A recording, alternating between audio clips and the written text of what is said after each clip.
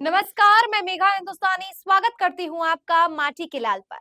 योगी आदित्यनाथ की सरकार ने जब से एक नए कानून को लागू करने का ऐलान किया है, तब से भारतीय जनता पार्टी के समर्थकों और कार्यकर्ताओं ने गुंडागर्दी करना शुरू कर दिया है। जी हाँ, पूरे तथ्यों के माध्यम से आपको बताएंगे कि कैसे भाजपाई नेताओं ने कानून को अपने हाथों में ही नहीं लिया है, बल्कि गुंडागर्दी पर भी आमादा हो चले हैं।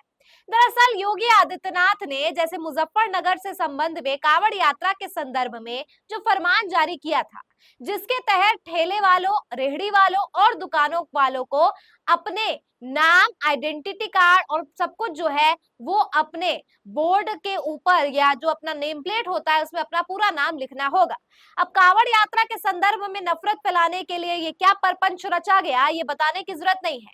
लेकिन एक बार फिर से योगी आदित्यनाथ ने अपनी सांप्रदायिकता और नफरत भरी राजनीति का प्रमाण देते हुए एक नए कानून को प्रदेश में लागू कर दिया है, जिसके तहत हर होटल, हर रेहड़ी, हर पटरी, हर दुकान वालों को अपना आइडेंटिफिकेशन करवाना होगा।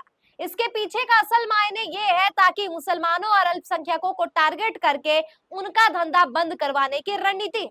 लेकिन दोस्तों, इससे कैसे भारतीय जनता पार्टी फायदा उठा रहे हैं वो मैं आपको बताती हूँ।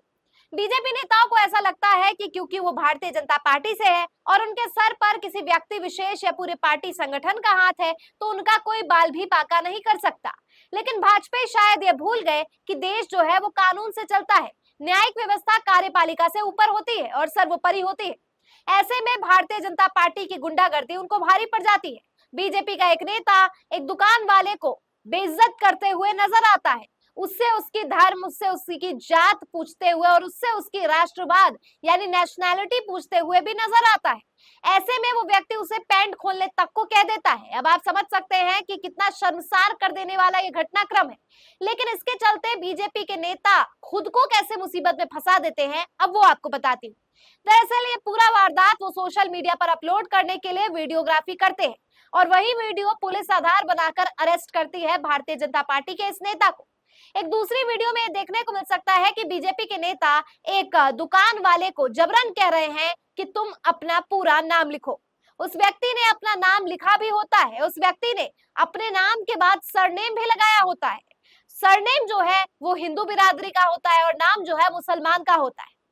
हम आपको निजता और गोपनीयता रखने के लिए नाम और सरनेम नहीं बता सकते, लेकिन आपको ये जरूर बताएंगे कि कैसे हिंदू मुस्लिम कॉम्बिनेशन के नाम से ये भाजपा नेता इतना तिलमिला जाते हैं, जिसकी वजह से ये भाजपा के नेता धमकाने का काम शुरू करते हैं।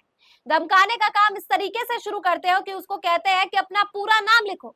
अगर उस व्यक्ति का नाम हिंदू मुस्लिम कॉम्बिनेशन का ही नाम है, अगर मेरा नाम ही कुछ मेघा और कोई सिद्दीकी हो गया, मेघा कोई और सरनेम लगा के हो गया, तो इसका मतलब ये तो नहीं कि मैं मुसलमान हो गई या ये तो नहीं कि मैं हिंदू हो गई। कहने का मतलब ये है, अगर मेरा नाम कुछ है और उस नाम को मैंने लगा दिया है अपने दुकान के नाम के आगे, तो इसके बाद भाजपाई नेता या किसी को भी कोई ऐतराज नहीं होना चाहिए। क्या कानून इसलिए बनाया गया है ताकि भाजपाई और मुसलमानों को, भाजपा जो है वो मुसलमानों को चुन चुन कर टारगेट कर करके उनके अपमानित करने का काम करे। अगर किसी व्यक्ति का नाम जो है वो मुस्लिम और हिंदू कॉम्बिनेशन का ही है, तो क्या उस पर आरोप लगा दिए जाएंगे कि वो सामान में थूक डाल के बेच रहा है? या कोई अगर मुस्लिम व्यक्ति रेहड़ी पटरी पर सामान बेच रहा है तो उसको सामान न बेचने की इजाजत नहीं दी जाएगी क्योंकि वो मुसलमान है?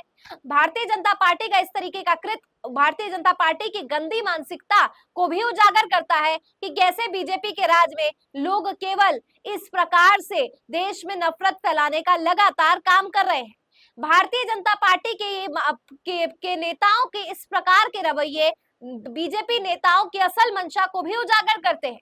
यानी योगी आदित्यनाथ ने आखिर किस कारण इस प्रकार के फरमान और इस प्रकार के कानूनों को मंजूरी दी है, उसकी झलक इन नेताओं के मुख से, इन नेताओं की हरकतों से समझ आती है।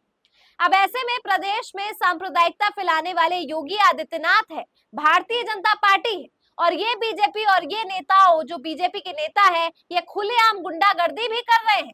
लेकिन प्रधानमंत्री नरेंद्र मोदी हरियाणा चुनाव में संबोधित करते हुए रैलिया में ये कह रहे हैं कि देखो देखो कैसे कांग्रेस सांप्रदायिकता फैला रही है। ये तस्वीर जो आपको मैं दिखा रही हूँ, ये कहानी जो मैं आपको बता रही हूँ, ये क्या साबित करता है कि क्या भारतीय जनता पार्टी सांप्रदायिक है या कांग्रेस पार्टी सांप्रदायिक है? चुनना तो आपको खुद है। लेकिन बात बताने और समाचार आप तक पहुंचाने की जिम्मेदारी और उद्देश्य के पीछे असल मंशा ये है ताकि आपको समझ आए कि कैसे बीजेपी के नेताओं को कोई डर, कोई खौफ ही नहीं है। आखिर बीजेपी के नेताओं को ये लाइसेंस गुंडागर्दी करने का किसने दिया है? पुलिस का काम जो होना चाहिए, न्यायिक व्यवस्था, कोर्ट कचहरी और लॉ एंड ऑर्डर का जो काम होना चाहिए, आखिरकार भाजपाइयों को ऐसा क्यों लगता है कि सबके बीच में रेफरी बनना, किसी को न्याय दिलाना, कानून पालन हो रहा है या नहीं हो रहा है, इनकी सबकी जो लेखा पोषा है, सब कुछ जो जिम्मेदारी है वो इन बीजेपी नेताओं के कंधों पर ही। लेकिन सवाल ये उठता है कि जो भारतीय जनता पार्टी के नेता इतना ज्यादा अदब दिखा रहे हैं, उनका ओहदा क्या है? आपको बता दूं कि बीजेपी के नेता जो है इतना ओहदा दिखा रहे हैं, उनका कोई भी ओहदा है ही नहीं। इस प्रकार का रवैया कानून व्यवस्था पर सवाल उठाने से ज्यादा योगी आदित्यनाथ की सरकार पर सवाल उठाता है।